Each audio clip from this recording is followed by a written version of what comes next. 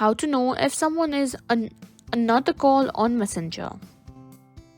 In today's video, I'm going to show you how to find out if someone is in another call on Facebook Messenger. If you've ever tried to call someone on Messenger and wanted to know if they're already on another call, I've got you covered. First things first, let's open the Messenger app. This method works both on Android and iPhone. Make sure you're logged into your account. After that, search for the person you want to call. Now, you should see a voice call or video call at the top of the chat windows. Now, if the person is currently on other call, you can try simply calling them, and you can find or you can get the option that says this person is in another call if they are on another call.